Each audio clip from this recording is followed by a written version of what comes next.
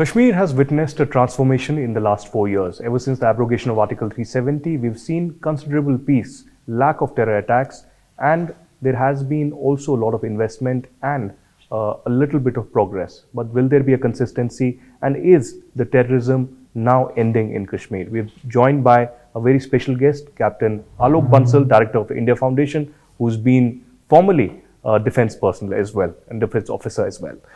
Thank you very much, Serge, for joining us. I want to begin by asking you about the situation in Kashmir. How do you see the evolving nature of the situation, considering terrorism and radicalization? Would you feel that this is the beginning of the end of the jihad and terrorism? See, there is no doubt the situation in Jammu and Kashmir has improved considerably. The reorganization of the state into 2 union territories was a master stroke. We have done a lot of progress. Having said that, let me be emphatic, we could have done much better. I think there have been certain areas we have not really moved as fast. Radicalization is down, terrorism is down, but with Taliban back in Afghanistan, the potential of radical forces coming back with a vengeance is always there. Because we need to understand that as long as Taliban remain embroiled inside Afghanistan, that's good for India. Because the day there is lasting peace in Afghanistan and Taliban have somewhere else to move, they will look for new battlegrounds. And the ideology that Taliban propagates is not going to remain confined to the geographical frontiers of Afghanistan. Their aims and objectives are establishment of a global Islamic Emirate, and that would force them to spread their ideology. Maybe their foot soldiers might start moving on, as had happened last time when Taliban captured power in Afghanistan. At the moment, they are embroiled in conflicts within Afghanistan, so they have not been. So that's a danger that we need to guard. We have done phenomenally well as far as controlling violence, terrorism, cross-border infiltration is concerned. And the fact that Pakistan is crumbling has also helped bring peace in Jammu and Kashmir. In the internal factors, I have been a very strong proponent that we need to create new urban centers in Jammu and Kashmir. This 100-year-old practice of shifting of capitals in this day and age is anachronistic at the best. We need to go for a Canberra model like Australia did. We could have an equidistant capital somewhere between Jammu and Srinagar. But we need new urban centers in Jammu and Kashmir where firstly, Kashmiri Pandits can be resettled, ex-servicemen's colonies can come up, government officials can move in, and even new cantonments can come in. And I think some of those places have to be midway between Jammu and Srinagar, some along the railway line, some along the Mughal road between Rajouri and the valley. We definitely need a cantonment or things like that. These are, I think, essential. As far as special economic zones are required, we need more of them. Unfortunately, most of the central investment in Jammu and Kashmir has gone on to the peripheries. Central University has come south of Jammu. It should have been actually north of Udhampur. Even AIMS, IIT, these should be in those areas like Kishtwar, Bhadarwah, Punch, Rajouri, where we actually need to generate employment and get people. So that's been the case. A lot of good things have happened. A lot of foreign investment is coming. Especially UAE has shown a lot of interest in investing. But we need to channelize this investment to the right parts of the union territory. That is what is my emphasis. And I think the real part where we have to channelize the resources and investment is the central part of Jammu and Kashmir. Mainly Kishtwar, Bhadarwah, those areas which are bordering Himachal, as well as create some employment avenues in Punch, Rajouri, which are virtually isolated for most of the reasons. Of course, also bringing in investment into other parts of valleys away from Srinagar, especially isolated areas like Tangdhar or Gurez Valley. These are the places where I think we need to have greater emphasis. But overall, if you look at, we do a Jammu Kashmir tracker, and the tracker very clearly shows that the levels of violence have come down drastically. The railway line coming in will be a very, very big game changer. I think we need to focus more and more onto it so that this comes as fast as is possible. because to my mind that will be a real game changer. Well, when we speak about the lack of violence or lack of terrorism in the last few years, at least reduction of it drastically, is it also because there's been an internal turmoil in Pakistan? Is it also because there's been an economic and political turmoil in Pakistan with the way there's been a collision between Imran Khan and the army, Imran Khan and the coalition government, and of course the FATF pressure as well over the last few years, ever since Pakistan was on grey list? See, there is no doubt about it. In fact, many analysts in India believe that a strong and prosperous Pakistan is in our interest. I think nothing could be farther from truth. The more stronger and more prosperous the Pakistan is, it has more resources to divert to the conflict in Kashmir. It is the internal conflicts in Pakistan which have actually put Pakistani army and ISI on the back foot. We saw what happened. Just day before, an ISI brigadier was killed. Now, a senior officer of the ISI of the rank of brigadier being killed is not a small thing. So, what has happened is that the Pakistan army and the security establishment is facing a threat from all ends. TTP has made a big resurgence because Taliban's presence in Afghanistan, Pakistan, like many in India, had falsely thought that just because they have helped them, they will remain subservient to them, not realizing that Taliban is an ideological beast and it would never compromise with ideology. So any outfit that is ideologically aligned to Taliban will always be supported by them. And consequently, we see that the TTP has made a big comeback and TTP is gaining ground on the western frontiers. And what is even more agonizing is for Pakistan is that for the first time, the Baloch nationalists, who have traditionally been left-leaning secularists, have made a tactical alliance with TTP.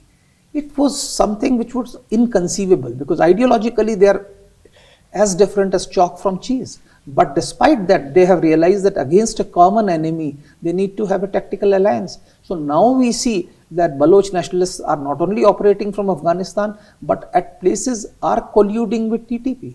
So, and this has resulted in the change of strategy and tactics of Baloch nationalists. Because Baloch initially were never indulging in acts like suicide bombing. But now we have seen from Shari Baloch onwards, there have been numerous attempts by Baloch nationalists to even resort to that extreme measure. So there is a problem. Economically, Pakistan is in deep problem. Though yesterday, China rolled over $2 billion of safe deposits, that is state administered foreign exchange. This comes besides two grants, which two loans which Chinese banks gave, first of $700 million and then I think of $500 million. So China has been the only country which in recent past has done this, bailed out Pakistan to some extent. But even now, IMF is insisting on certain commitments from external sources and Pakistan's traditional allies, that is Kingdom of Saudi Arabia and United Arab Emirates, have not committed anything besides just rolling over the previous debt. They have not committed any fresh funds for Pakistan. And consequently, the economics situation in Pakistan is really bad. Yesterday, a man died in stampede, and that stampede was for the collection of free wheat flour, which was being distributed by the government. That is the level, because the prices have actually skyrocketed. Because devaluation of rupee, the IMF dictated diktats, cutting of subsidies have made life extremely miserable for an average Pakistani citizen. Pakistan continues to be a feudal state and the haves continue to dominate the body politic, and they are really not affected because most of them are super rich. But in Pakistan, bulk of the population is poor and they are badly affected. Today, there is a front page advertisement by pharmaceutical lobby. They are saying that they are not in a position to import active pharma, essential pharma ingredients for diseases like cancer treatment or high-end medical interventions. And they say that because the devaluation has made it so cost ineffective and government has an administered price mechanism, they cannot do it. The industries are shutting down. The motor industries have shut down, Suzuki has shut down, Hyundai, all the Pakistan major industries have shut down. Textile, which had been employs almost 65% of their industrial manpower. The textile exports have been consistently coming down for last 7 months. So that's been coming down. So Pakistan's economic crisis is really grave. And the only way for Pakistan to get over this economic crisis is to open trade with India. Now, to have an unbridled trade with India will make Pakistan totally dependent on India. And that's where Pakistan, I think, the security establishment does not want. And that is creating a problem. Of course, coupled with this is the political issue. Imran Khan was brought in by the army thinking that he would be better than the two established political parties. As it always happens, you can create a monster, but once that monster gains strength, it doesn't really bother who has created it. And so Imran Khan, like Nawaz Sharif earlier, turned on the army because he wanted absolute power. And now when the army is trying to run him down, what has happened is that because of the IMF dictated policies which the current government has been forced to take, the current government has become extremely unpopular with the common man.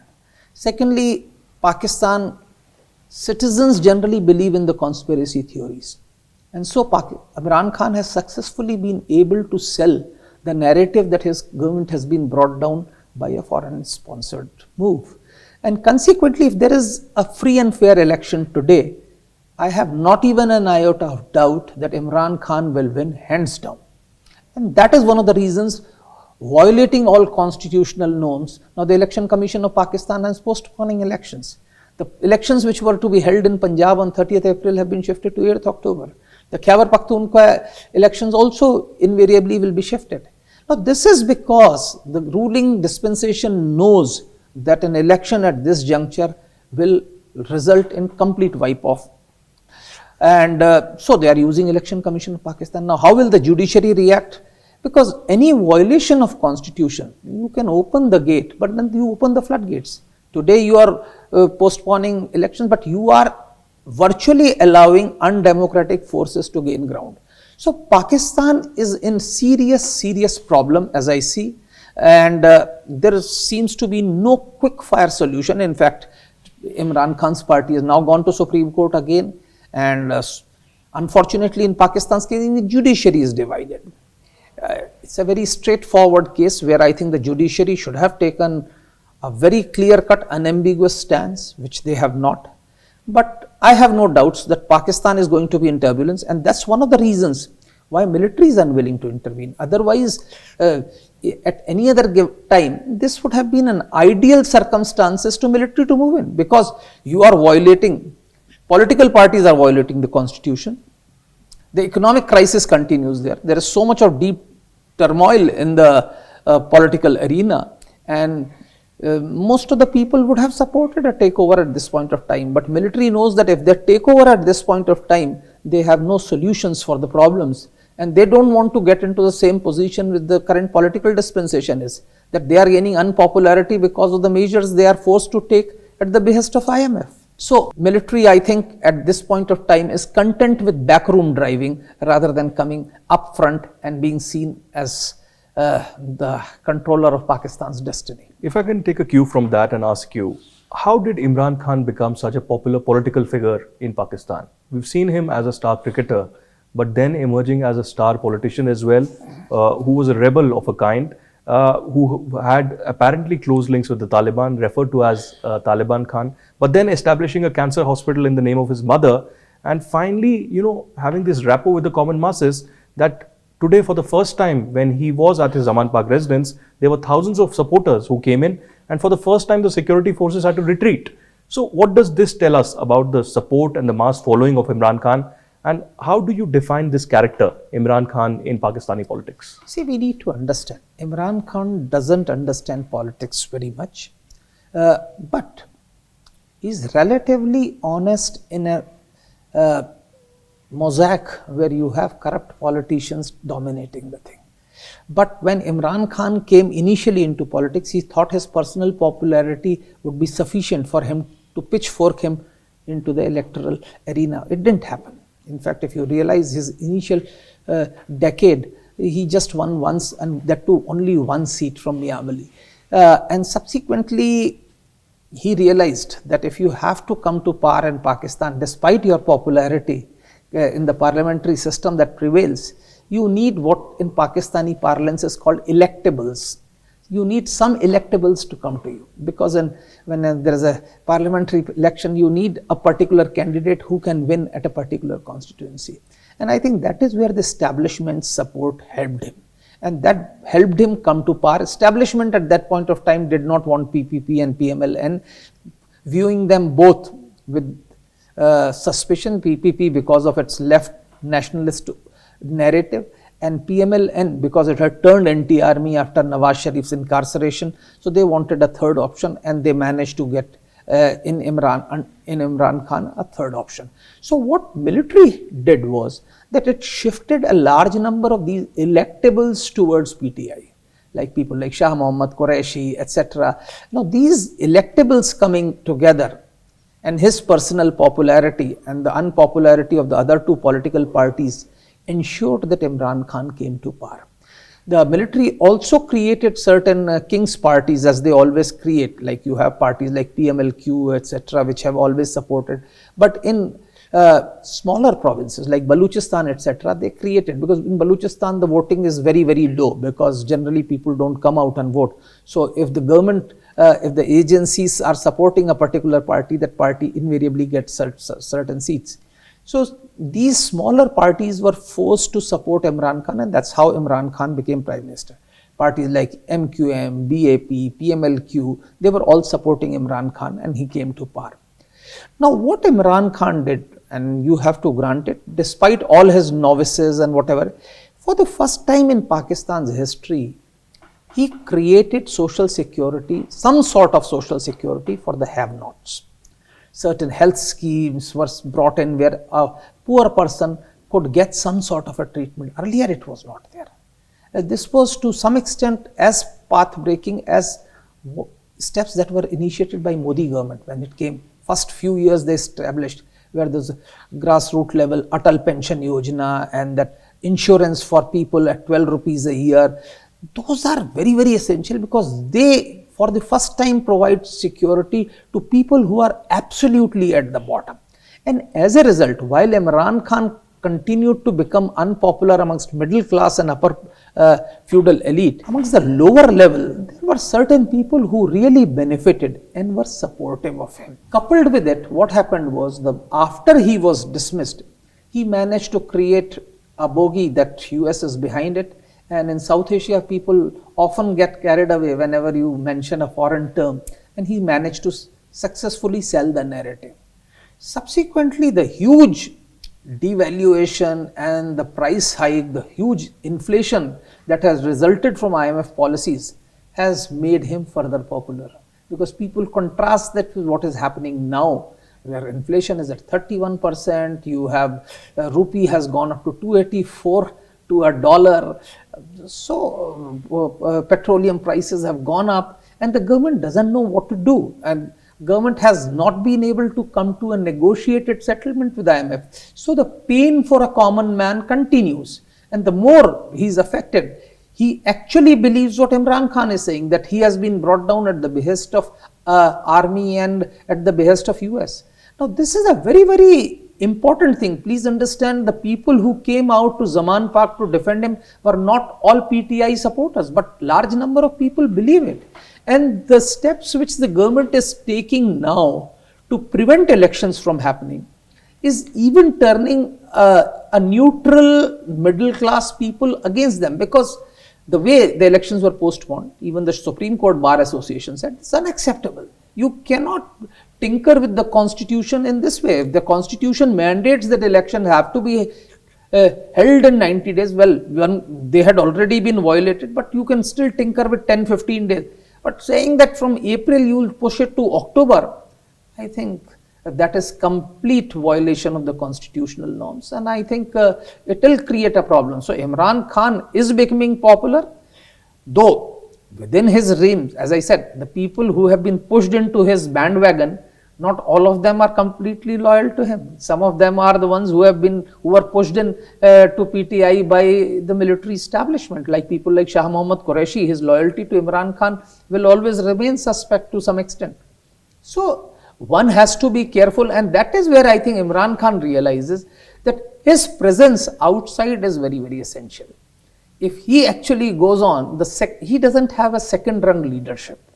He can create somebody like Qureshi, but his loyalty to him will always remain suspect. And that is where he is worried. So that's why he is unwilling to go and get arrested. And of course, in Pakistani context, what he says, elimination of individuals, political leaders, is a distinct possibility. We saw what happened to Liaquat Ali Khan, what happened to Benazir Bhutto. Those sorts of things are feasible. Of course, legally he has certain issues, like Tosha Khana case. There is a credible case against him. There are some of the cases which are credible. As I said, he lacks political maturity, doesn't have the political experience, and invariably often comes out with statements which put him into a deeper quagmire. Finally, I want to ask you about situation in Balochistan.